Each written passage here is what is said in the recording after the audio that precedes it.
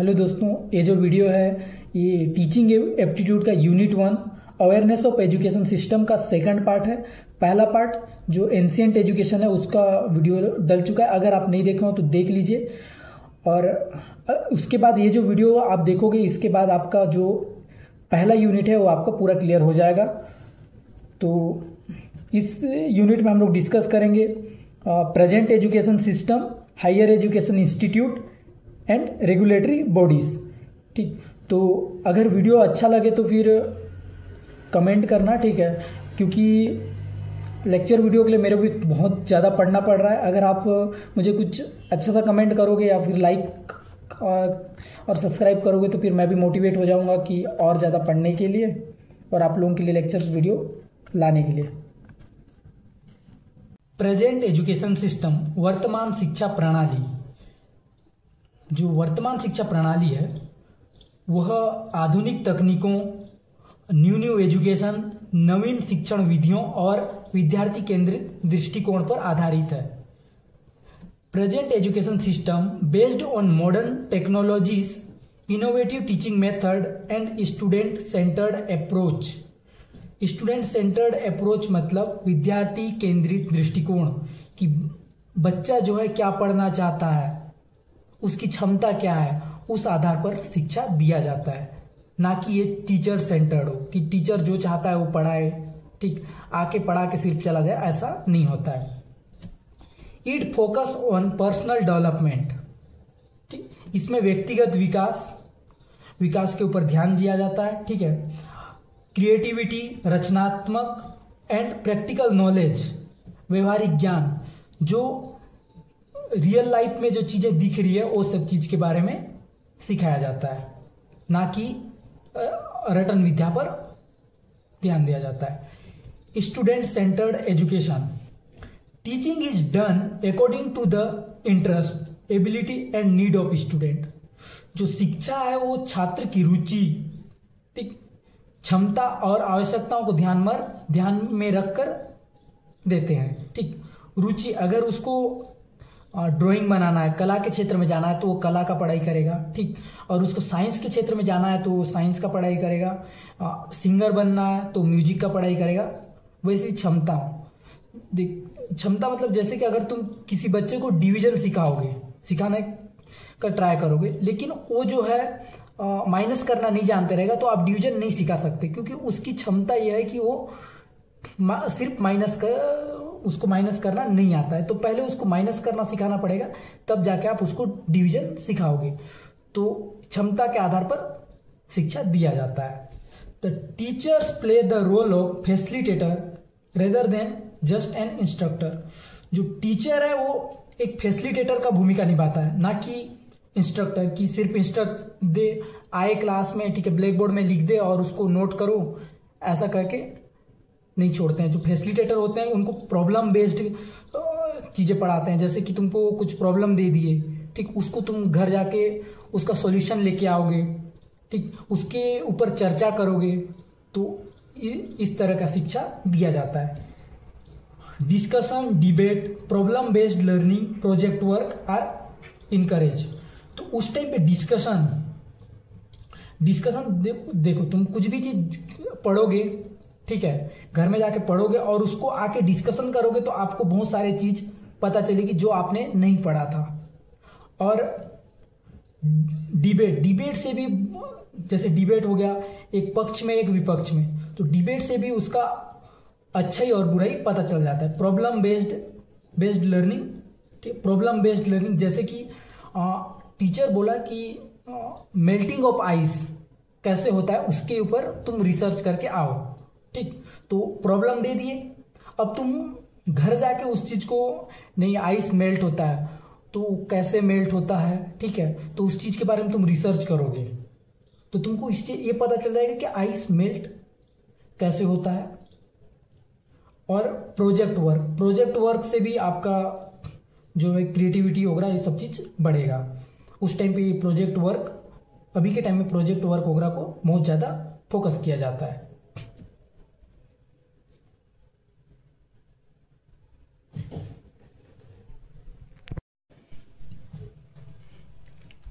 It replace rote learning with practical and experimental education. ये जो है रटन विद्या को हटा करके प्रैक्टिकल और एक्सपेरिमेंटल एजुकेशन पर जोर देता है। ठीक है, उसके बाद आते हैं लर्निंग मटेरियल। तो लर्निंग मटेरियल के लिए हम लोग जैसे ही बात करेंगे तो टेक्स्ट बुक जो है ये हमारा प्राइमरी स्टडी मटेरियल है। ठीक, ऑडियो और विजुअल एड्स, ठीक है, वीडियो एनिमेशन। तो अगर तुम कुछ भी चीज़ बताओगे तो उसमें वीडियो या फिर एनिमेशन के जरिए तुम बताओगे तो वो बच्चा उस चीज़ को बहुत अच्छे से क्लियरली समझेगा। ठीक है, e learning resources, online course, smart classes, e पाठशाला जहाँ की आपको बुक्स वगैरह मिलता है। ठीक है, model and chart useful for science and mathematics student. देखो जैसे कि ये इसको तुम लोग एक दो कलर में बनाओगे, एक में वाटर रखोगे और एक में लैंड। तो अगर बच्चे को तुम बताओगे कि वाटर 71% है और लैंड जो है 29, वो उसको ऐसी बताओगे तो नहीं समझ में आएगा। लेकिन तुम अगर उसको चार्ट के वे में एक सर्कल बनाओगे और उसमें ज़्यादा हिस्सा जो है वाटर को रखोगे और कम हिस्सा में लैंड को रखोगे तो उसको ये आइडिया लग जाएगा कि वाटर जो है ज़्यादा है, लैंड जो है कम है। ठीक, तो ये इससे बच्चे का जो कॉन्सेप्ट है वो ज़्यादा अच्छे से क्लियर हो जाता है। ठीक, और हम लोग कुछ मेथड्स के बारे में पढ़ेंगे। अब डीएम हो गया, एलएम हो गया और पीसीएम है जो कि नेक्स्ट में पढ़ेंगे। Development method, the process of student mental and intellectual development, छात्रों के मानसिक और बौद्धिक विकास की प्रक्रिया। जो अभी का जो शिक्षा है वो स्टूडेंट का मेंटल और इंटेलेक्चुअल डेवलपमेंट पर जोर देता है। ठीक, जैसे कि तुमको ये चीज़ क्लास में बताया जाता होगा कि मेडिटेशन करो जिससे कि तुम्हारा पढ़ने का जो मानसिक है वो डेवलप होगा। और 21 डेज स्टडी प्लान, तुम 21 दिन अगर पढ़ोगे तो तुम्हारा जो रीडिंग हैबिट है वो बन जाएगा। कुछ भी रूल्स तुम 21 दिन तक फॉलो करोगे तो तुम्हारा जो हैबिट है वो अपने आप ढल जाएगा। ठीक, उसके बाद LM, learning method, technique use to teach student, example discussion, story telling, experiment. छात्रों को सीखने के लिए अपनाई जाने वाली विधियां। तो जैसे कि हम लोग पहले भी डिस्कस किए, जैसे ऑडियो विजुअल हो गया, ई लर्निंग, ये सब चीज बच्चों को सीखने के लिए अपनाई जाने वाली कुछ विधियां हैं। ठीक, एलएम और DM, LM how to learn, सीखने का तरीका है। DM how to develop thinking, मानसिक विकास के बारे में डीएम बताता है। PCM, pedagogy, content and methodology. Pedagogy, the art and science of teaching, शिक्षा शास्त्र, पढ़ाने की कला कि तुम कैसे पढ़ा रहे हो। ठीक, तो वो चीज़ भी बहुत ज़्यादा मैटर करता है। ठीक, तभी जाके तुम्हारा पढ़ाने का कला, तुम्हारा जो पेडागोजी है वो बहुत अच्छा होगा तो जाके तुम बच्चे को बहुत अच्छे से समझा पाओगे।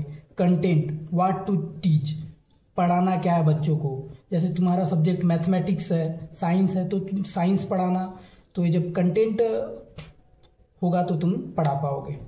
Methodology, how to teach, problem based learning, lecture method, तुम किस विधि से पढ़ाना है। ठीक है, क्या प्रॉब्लम बेस्ड लर्निंग पढ़ाना है या फिर इंक्वायरी बेस्ड लर्निंग, प्रोजेक्ट वगैरह बना के पढ़ाना है, तो वो आपको डिसाइड करना पड़ेगा, जो कि मैथोडोलॉजी के अंदर आता है।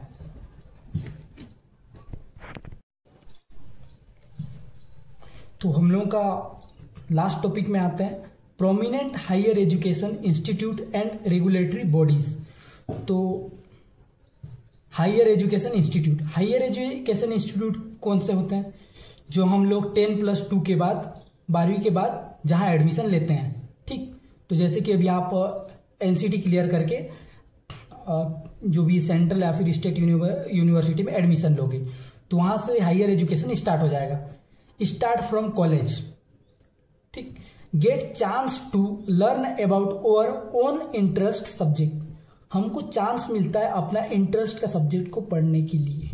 अगर साइंस में जाना है तो साइंस पढ़ने के लिए मिलता है, मैथ्स से ही पढ़ना है तो मैथ्स के बारे में पढ़ने के लिए मिलता है। ठीक, वैसे ही आर्ट कला के क्षेत्र में जाना है तो फिर कला के बारे में पढ़ने के लिए मिलता है। हाँ, तो इसके एग्जाम्पल हैं जो हायर एजुकेशन इंस्टीट्यूट करवाते हैं, बस उसके नाम है Delhi university, JNU, AMU, Allahabad Muslim university, IIT, Indian institute of technology, RI, regional institute of education. तो मैं आपको एक चीज़ बता दूं, IIT और RI भी NCT एग्जाम में शामिल हैं, तो ये दोनों बहुत अच्छी यूनिवर्सिटीज़ हैं, तो इनको आप जरूर चूज कर लें।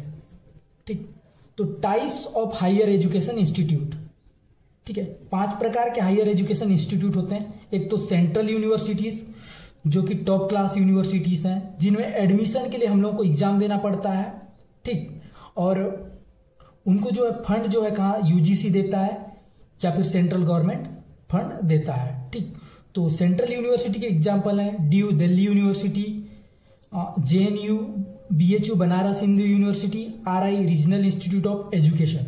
ठीक, डीम्ड यूनिवर्सिटी, तो ये भी बहुत अच्छी यूनिवर्सिटीज़ हैं जो कि पहले स्टेट यूनिवर्सिटी थे, लेकिन उन्होंने अपना रिजल्ट जो है बहुत अच्छा किया, तब जाके उनको डीम्ड यूनिवर्सिटी का दर्जा मिला।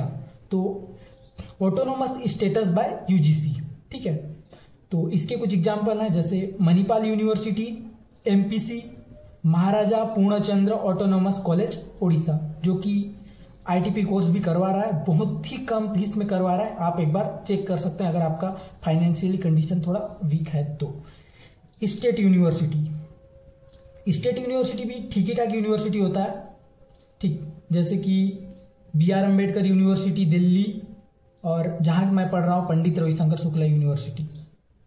उसके बाद आते हैं हम लोग ओपन यूनिवर्सिटी, तो जो एशिया का एक टॉप 5 में आता है हमारे देश का एक university, IGNOU, Indira Gandhi national open university. ठीक, जहाँ से कि आप ना घर में रह के अपना BA BSc का डिग्री कंप्लीट कर सकते हो, तो उसको हम लोग ओपन यूनिवर्सिटी कहते हैं। ठीक, उसके बाद लास्ट में आते हैं प्राइवेट यूनिवर्सिटी। तो प्राइवेट यूनिवर्सिटी जिसका कि फीस बहुत ज़्यादा होता है, और वैसे ही सेंट्रल यूनिवर्सिटी का फीस बहुत ही कम होता है। ठीक, इधर फीस तीनों का ही थोड़ा कम ही होता है, और ओपन और प्राइवेट यूनिवर्सिटी का थोड़ा ज़्यादा होता है। प्राइवेट का सबसे ज़्यादा फीस होता है। ठीक, और इसके लिए हम लोग को एडमिशन के लिए सिर्फ पैसे की आवश्यकता होती है, ऐसा कुछ एग्जाम वगैरह नहीं होता है। ठीक, MT university, BIT Birla institute of technology, ये सब हायर एजुकेशन करवाने वाले इंस्टीट्यूट्स हैं। रेगुलेटरी बॉडीज, ठीक है, जो आपको मैं 5 प्रकार की यूनिवर्सिटीज बताया, उनको कोई तो होगा जो रेगुलेट करता होगा कि यूनिवर्सिटी कैसे चलेगा, उनमें फंड कहाँ से आएंगी, क्या क्या प्रोसेस होगी उनमें एडमिशन्स के लिए। तो उस रेगुलेटरी बॉडीज के बारे में पढ़ेंगे, जो कि अपना NCT एग्जाम का पहला यूनिट का टॉपिक भी है। यूनिवर्सिटी ग्रांट कमीशन, UGC का नाम आपने सुना ही होगा। ठीक है, जो कि एस्टेब्लिश हुआ था 1956 में। ठीक है, तो ये डेट और ये फुल फॉर्म आप याद रखिए। ठीक है, तो ये इनसे डायरेक्ट क्वेश्चंस आ सकते हैं। सेट्स स्टैंडर्ड प्रोवाइड फंडिंग, तो ये जो है ना UGC, वो एक स्टैंडर्ड एजुकेशन मेंटेन करके रखता है। ठीक है, और जो कॉलेज को फंड देने का जो फंड जो आता है वो UGC से ही आता है, UGC से ही आता है। एंड इंश्योर क्वालिटी एजुकेशन, वो क्वालिटी एजुकेशन को भी याद दिलाते रहता है कि क्वालिटी एजुकेशन होना चाहिए। इम्प्लीमेंट हायर एजुकेशन पॉलिसी, जो नया नया एजुकेशन पॉलिसीज होते हैं, ये सब चीज़ भी ये UGC ही तय करता है। ठीक, तो इसका जो इम्पोर्टेंट इनिशिएटिव है CUET, जो कि सेंट्रल यूनिवर्सिटी में एडमिशन के लिए एक एंट्रेंस एग्जाम है। ठीक, तो इसके बाद आते हैं national council of teacher education, NCTE। ठीक है, जो कि इस्टेब्लिश हुआ था 1995 में। ठीक, रेगुलेट टीचर एजुकेशन प्रोग्राम, ये जो NCTE है, ये जितने भी टीचर एजुकेशन प्रोग्राम होते हैं वो रेगुलेट करता है। ठीक, जैसे BEd, MEd, ITP, जो कि आप अभी करोगे एंट्रेंस एग्जाम के बाद, DLEd। ठीक है, approve college offering teacher training course, ये अप्रूवल देता है जो कॉलेज टीचर एजुकेशन प्रोग्राम करवाते हैं। तो आपने देखा होगा हर जगह पे आईटीपी कोर्स नहीं हो रहा है क्योंकि वो एनसीटीई उसको अप्रूवल दिया नहीं है आईटीपी कोर्स करवाने का। ठीक, तो ये जो अप्रूवल देने का काम है वो एनसीटीई करता है। Set curriculum standard for teacher training. ठीक, तो जो टीचर जो करिकुलम है कि क्या पढ़ना है, कैसे पढ़ना है, ये सब चीज़ भी एनसीटीई तय करता है। इसका इम्पोर्टेंट इनिशिएटिव है आईटीपी, जो कि हम लोग करेंगे। ठीक है, NAAC national assessment and accreditation council. ठीक है, 1994 में ये आया था, जो कि accredits universities and college based on educational quality. तो क्रेडिट देता है कॉलेज को कि उसका एजुकेशन क्वालिटी वगैरह देख के।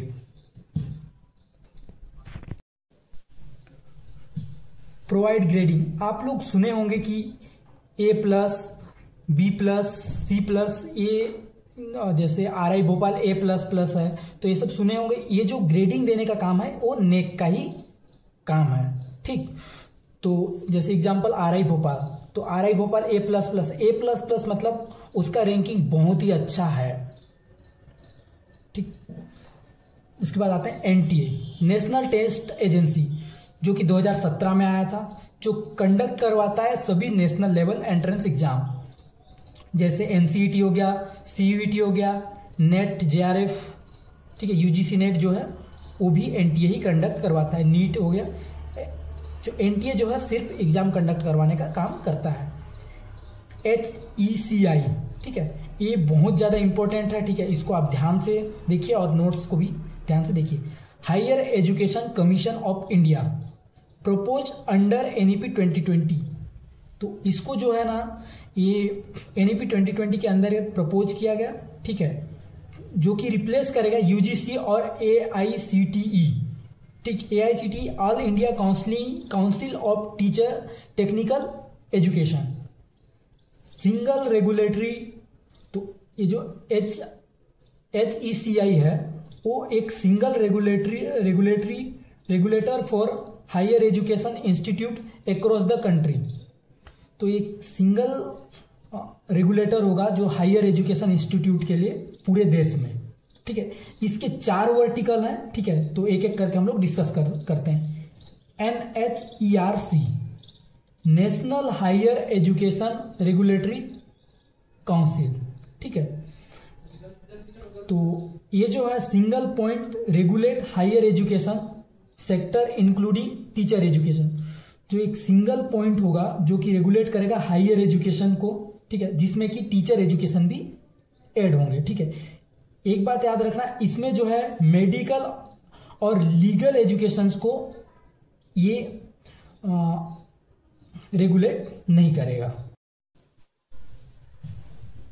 नेक NAC national accreditation council replace neck and NBA, जो कि मैंने आपको थोड़ी देर पहले ही बताया था नेक के बारे में, जो कि ग्रेडिंग देता है A++ वगैरह। ठीक है, NBA जो आप सुने होंगे NIRF रैंकिंग, ठीक है, वो NBA देता है। तो इसको रिप्लेस कर दिया जाएगा। ठीक है, ये जो है ये दोनों के जगह एक काम करेगा, जो रैंकिंग देगा ग्रेडिंग यूनिवर्सिटी को, अब जो है ग्रेडिंग जो है नेशनल एक्रीडिएशन काउंसिल देना शुरू करेगा। ठीक, उसके बाद थर्ड आते हैं HEGC higher education grant council. ठीक है, ये जितने भी मैं बता रहा हूं इसका फुल फॉर्म, ठीक है, अच्छे से याद रखिए और वो काम क्या करता है। ठीक, प्रोवाइड्स फंडिंग एंड फाइनेंस। ठीक है, जो वित्त पोषण प्रोवाइड करता है। ठीक है, फोर्थ जो है GEC general education council frame expected learning outcome for higher education program gratitude attributes स्नातक गुण। तो एक जो लर्निंग आउटकम है उस चीज को ये तय करेगा। ठीक, कि हायर एजुकेशन प्रोग्राम का जो लर्निंग आउटकम है, ठीक है, उसका एक फ्रेमवर्क तैयार करेगा, हाँ, जिसको स्नातक गुण भी कहा जाता है। ये चीज आप याद रखिए। ठीक, national higher education qualification framework NHEQF। ठीक, तो इसका फुल फॉर्म जो national higher education qualification framework है वो दिया जाएगा किसके द्वारा, जीईसी के द्वारा, मतलब अभी तक दिया गया है, ठीक है, जो कि दिया गया है जीईसी के द्वारा, जनरल एजुकेशन काउंसिल। ये चीज़ लगा है तो लाइक करना, सब्सक्राइब करना, और जो भी एनसीटी के रिलेटेड डाउट है तो आप मेरे को डायरेक्टली पूछ सकते हैं। धन्यवाद।